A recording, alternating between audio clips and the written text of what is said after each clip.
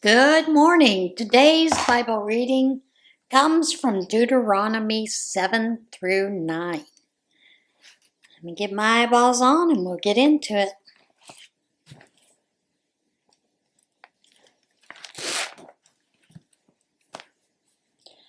When God, your God, brings you into the country that you are about to enter and take over, He will clear out the superpowers that were there before you: the Hittite, the Girgashite, the Amorite, the Canaanite, the Perizzite, the Hivite, and the Jebusite. Those seven nations are all bigger and stronger than you are. God, your God, will turn them over to you and you will conquer them. You must completely destroy them, offering them up as a holy destruction to God. Don't make treaty with them. Don't let them off in any way. Don't marry them. Don't give your daughters to their sons, and don't take their daughters for your sons. Before you know it, they'd involve you in worshiping their gods, and God would explode in anger, putting a quick end to you. Here's what you are to do. Tear apart their altars stone by stone. Smash their phallic pillars. Chop down their sex and religion Asherah groves. Set fire to their carved God images. Do this because you are a people set apart as holy to God, your God. God, your God, chose you out of all the people on earth for Himself as a cherished personal treasure. God wasn't attracted to you and didn't choose you because you were big and important. The fact is, there was almost nothing to you. He did it out of sheer love, keeping the promise He made to your ancestors. God stepped in and mightily brought you back out of that world of slavery, freed you from the iron grip of Pharaoh, king of Egypt. Know this: God, your God, is God indeed, a God you can depend on. He keeps His covenant of loyal love with those who love Him and observe His commandments for 1,000 generations. But He also pays back those who hate Him, pays them the wages of death. He isn't slow to pay them off. Those who hate Him, He pays right on time. So keep the command and the rules and regulations that I command you today. Do them. And this is what will happen.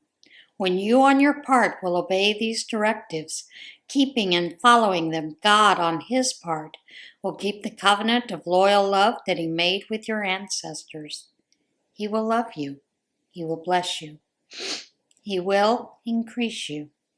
He will bless the babies from your womb and the harvest of grain, new wine and oil from your fields. He'll bless the calves from your herds and lambs from your flocks, in the country He promised your ancestors that He'd give you.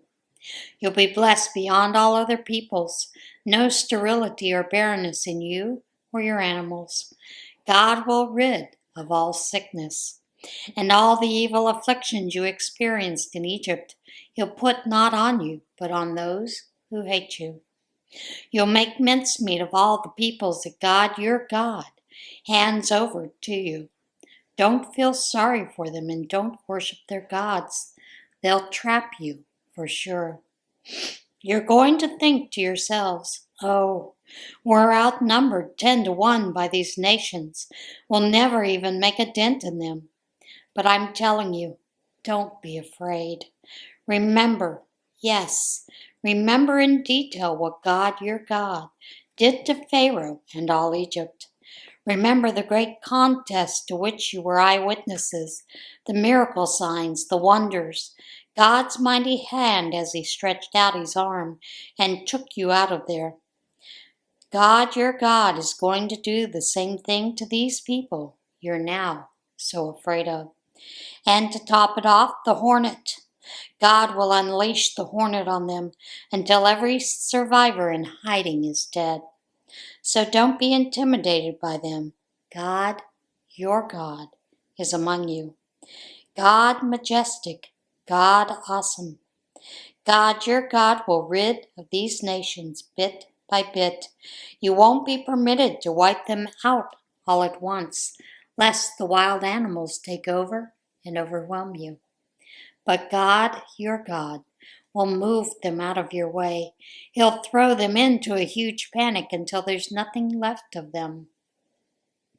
He'll turn their kings over to you, and you'll remove all trace of them under heaven. Not one person will be able to stand up to you. You'll put an end to them all. Make sure you set fire to their carved gods. Don't get greedy for the veneer of silver and gold on them, and take it for yourselves. You'll get trapped by it, for sure. God hates it. It's an abomination to God, your God. And don't dare bring one of these abominations home, or you'll end up just like it, burned up as a holy destruction. No, it is forbidden. Hate it, abominate it, destroy it, and preserve God's holiness. Keep and live out the entire commandment that I'm commanding you today, so that you'll live and prosper and enter and own the land that God promised to your ancestors.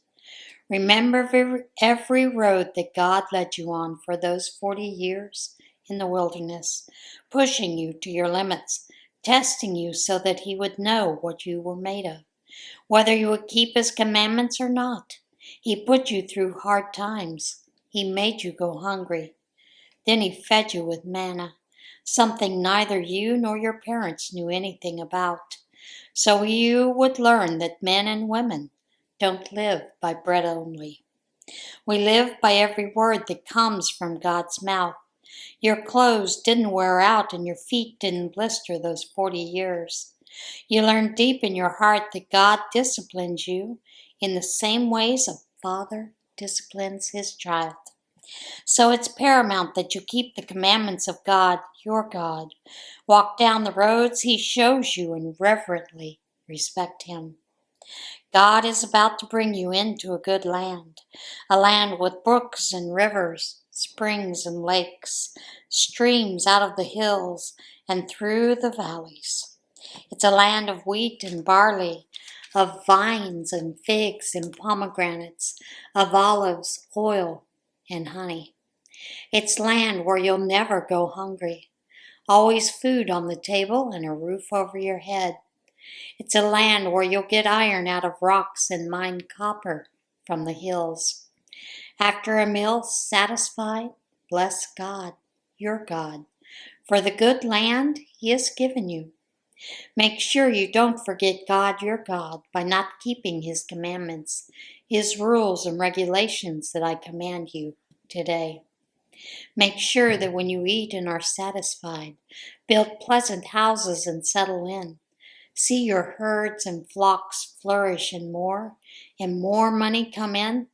Watch your standard of living going up and up. Make sure you don't become so full of yourself and your things that you forget God, your God. The God who delivered you from Egyptian slavery. The God who led you through that huge and fearsome wilderness. Those desolate, arid badlands, crawling with fiery snakes and scorpions. The God who gave you water gushing from hard rock. The God who gave you manna to eat in the wilderness, something your ancestors had never heard of, in order to give you a taste of the hard life, to test you so that you would be prepared to live well in the days ahead of you. If you start thinking to yourselves, I did all this, and all by myself, I'm rich, it's all mine. Well, think again. Remember that God, your God, gave you the strength to produce all this wealth, so as to confirm the covenant that he promised to your ancestors, as it is today. If you forget God, your God, and start taking up other gods, serving and worshiping them, I'm on record right now as giving you firm warning. That will be the end of you. I mean it. Destruction. You'll go to your doom. The same as the nations God is destroying before you. Doom, because you wouldn't obey the voice of God, your God. Attention, Israel, this very day you are crossing the Jordan to enter the land and dispossess nations that are much bigger and stronger than you are. You're going to find huge cities with sky-high fortress walls and gigantic people, descendants of the Anakites. You've heard all about them. You've heard the saying, no one can stand up to an Anakite. Today know this, God, your God, is crossing the river ahead of you. He's a consuming fire. He will destroy the nations. He will put them under your power. You will dispossess them and very quickly wipe them out, just as God promised you would. But when God pushes them out ahead of you, don't start thinking to yourselves, it's because of all the good I've done that God has brought me in here to dispossess these nations. Actually, it's because of all the evil these nations have done. No, it's nothing good that you've done, no record for decency that you've built up that got you here. It's because of the vile wickedness of these nations that God, your God, is dispossessing them before you, so that He can keep His promised word to your ancestors, to Abraham, Isaac, and Jacob. Know this and don't ever forget it. It's not because of any good that you've done that God has given you this good land to own. Anything but. You're stubborn as mules. Keep in mind and don't ever forget how angry you made God, your God, in the wilderness. You've kicked and screamed against God from the day you left Egypt until you got to this place. Rebels all the way. You made God angry at Oreb, made Him so angry that He wanted to destroy you. When I climbed the mountain to receive the slabs of stone, the tablets of the covenant that God made with you, I stayed there on the mountain 40 days and nights. I ate no food. I drank no water. Then God gave me the 2 slabs of stone engraved with the finger of God. They contained word for word everything that God spoke to you on the mountain out of the fire on the day of the assembly. It was at the end of the 40 days and nights that God gave me the 2 slabs of stone, the tablets of the covenant. God said to me, get going and quickly. Get down there because your people whom you led out of Egypt have ruined everything. In almost no time at all they have left the road that I laid out for them and have gone off and made for themselves a cast god. God said, I look at this people and all I see are hard-headed, hard-hearted rebels. Get out of my way now so I can destroy them. I'm going to wipe them off the face of the map. Then I'll start over with you to make a nation far better and bigger than they could ever be. I turned around and started down the mountain. By now the mountain was blazing with fire, carrying the 2 tablets of covenant in my 2 arms. That's when I saw it. There you were, sinning against God, your God. You had made yourselves a cast god in the shape of a calf. So soon you had left the road that God had commanded you to walk on. I held the 2 stone slabs high and threw them down, smashing them to bits as you watched. Then I prostrated myself before God, just as I had at the beginning of the 40 days and nights. I ate no food, I drank no water. I did this because of you. All your sins, sinning against God, doing what is evil in God's eyes and making Him angry. I was terrified of God's furious anger, His blazing anger. I was sure He would destroy you. But once again, God listened to me and Aaron. How furious He was with Aaron, ready to destroy him. But I prayed also for Aaron at that same time.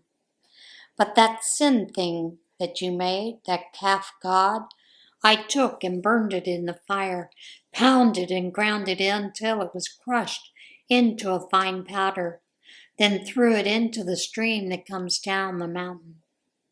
And then there was Camp Taberah, Blaze, Massa, Testing Place, and Camp Kibroth Hatava, Graves of the Craving.